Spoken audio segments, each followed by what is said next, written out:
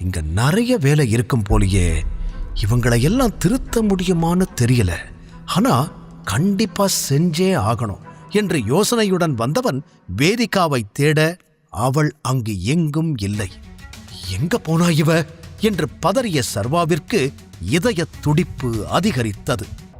இவ என்ன இங்க படுத்திருக்கான் என்று வேகமாக அவன் அருகில் ஓடி அவனை நிமிர்த்தியவன், உன்கூட இருந்த பொண்ணு எங்க, அவளை என்ன பண்ண என்று கத்தினான். சர்வாவை பார்த்ததும் விக்டர் கடுப்பாகி அவனை அடிப்பதற்கு கையை ஓங்க வேகமாக அதை பிடித்து வளைத்த சர்வா, ஒழுங்கா சொல்லு, அந்த பொண்ணு எங்க, இல்ல உன்னை கொன்னுடுவேன் என்று கேட்டு அவன் கழுத்தையும் பிடித்திருந்தான். ஏற்கனவே விழுந்து கிடந்த விக்டரால் சர்வாவை சமாளிக்க முடியவில்லை. அதனால் அவ பிரவீன் கூட போயிட்டா என்று சற்று தடுமாற்றத்துடன் கூறினான். அந்த பெயரை கேட்டதும் சர்வாவின் முகம் மாறியது. பலமுறை இந்த பெயரைத்தான் அம்பிகா வீட்டில் சொல்லிக் கொண்டே இருப்பார். ஆனால் அவன் வேதிகாவை பின்தொடர்ந்து இங்கு வரை வந்திருப்பான் என்பது சர்வா எதிர்பார்க்காத ஒன்று. மேலும் விழுந்து கிடக்கும் இவனுக்கு எப்படி பிரவீனை தெரியும் என்று கேள்வியும் வந்து போனது. அவங்க எங்க போனாங்க என்று கேட்டான். நான் இருக்கிற நிலைமைய பார்த்தா அவங்கிட்ட எங்க போறேன்னு அட்ரஸ் எல்லாம் கொடுத்துட்டு போன மாதிரி தெரியுதா?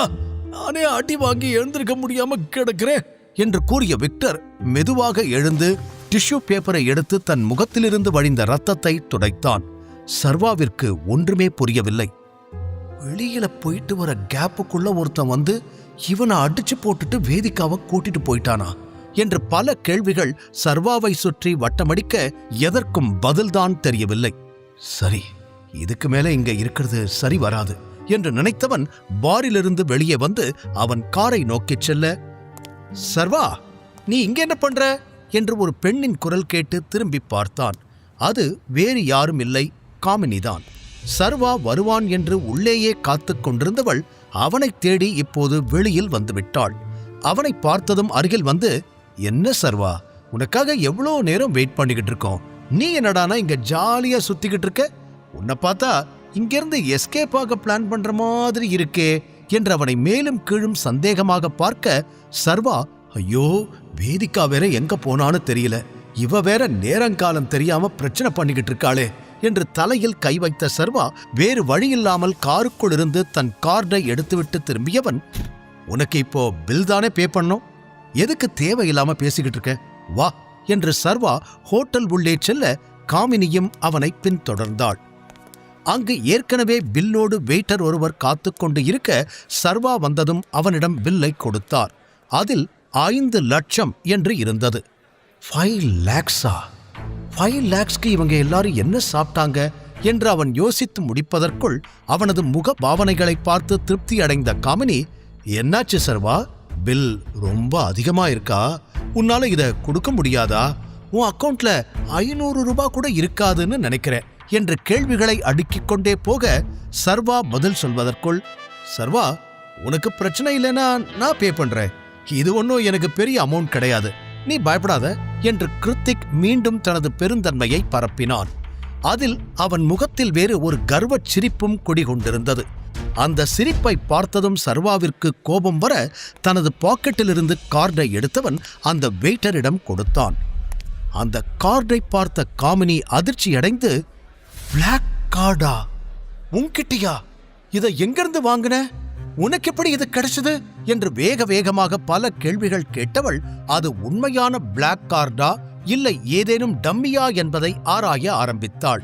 அதில் சர்வேஸ்வர ராஜன் என்று பெயர் தெளிவாக எழுதியிருக்க, இது என்னது, சர்வேஸ்வர ராஜன் இருக்கு, உன் பேரு சர்வேஸ்வரன் தானே சர்வா, ஏதாவது சீட்டிங் பண்ணிக்கிட்டு இருக்கியா என்று அந்த கார்டை வாங்கி திருப்பி திருப்பி பார்த்தபடி கேட்டாள் காமினி.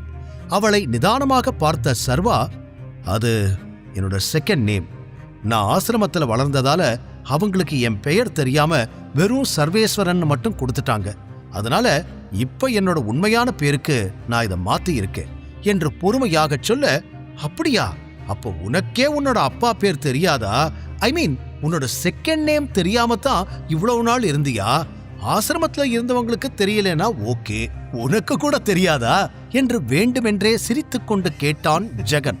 அதை கேட்டு சர்வாவிற்கு கோபம் உச்சிக்கே செல்ல ஜெகனை பார்த்து ஒரு முறை முறைத்தான். அதில் அனைவரும் அதிர்ந்து நின்றனர். பின் தன்னை கட்டுப்படுத்திக் கொண்டவன் விரக்தியான ஒரு சிரிப்பை உதிர்த்துவிட்டு, கிளாஸ்மேட்டை அடிக்கக்கூடாதுன்னு பார்க்குறேன். எனக்கு என்ன நடந்துச்சோ, எது என் ஞாபகத்துல இருந்துச்சோ அதெல்லாம் உனக்கு இருந்திருந்தா நீ இந்த மாதிரி என்கிட்ட கேட்டிருக்க மாட்ட. It's okay. உங்களுக்கு விளக்கம் சொல்ற நிலைமையில நான் இல்லை. நான் இப்ப கிளம்பணும். பில்லை செட்டில் பண்ணிட்டு என் கார்டை கொடுங்க என்று கைகளை கட்டிக்கொண்டு நிற்க, அடுத்த நொடி அந்த வெயிட்டர் அதற்கான வேலைகளை முடித்துவிட்டு கார்டை அவனிடம் திருப்பிக் கொடுத்தார். அனைவரும் அவனை ஆச்சரியமாக பார்த்தனர். அதை வாங்கிக் கொண்ட சர்வா, நான் கிளம்புறேன் என்று பொதுவாக கூறிவிட்டு அங்கிருந்து கிளம்பினான். மற்றவர்களின் அனுமதிக்காகவோ இல்லை தலை அசைப்புக்காகவோ அவன் காத்திருக்க கூட இல்லை. இப்போது அவன் நினைவு முழுவதும் வேதிகா மீதுதான் இருந்தது. கார் அருகில் வந்ததும் மீண்டும் அவளை நினைத்து கவலைப்பட ஆரம்பித்தான். பின் வேதிகாவின் கார் அங்கு இருக்கிறதா என்று தேட அதுவும் இல்லை. அப்படின்னா அவ வீட்டுக்கு போயிருக்கணும். நாமளும் எதுக்கும் வீட்டுக்கு போய் பார்ப்போம் என்று இறுதியாக ஒரு முடிவெடுத்து வேதிகாவின் வீட்டிற்கு கிளம்பினான். வீட்டிற்குள் நுழைந்ததும் பார்க்கிங் ஏரியாவில் ஒரு நீல நிற லக்ஸுரி கார் இருப்பதை பார்த்தான். யாரோ இங்க வந்திருக்காங்க என்று நினைத்து கொண்டவன் சுற்றி பார்க்க அங்கு வேதிகாவின் காரும் இருந்தது.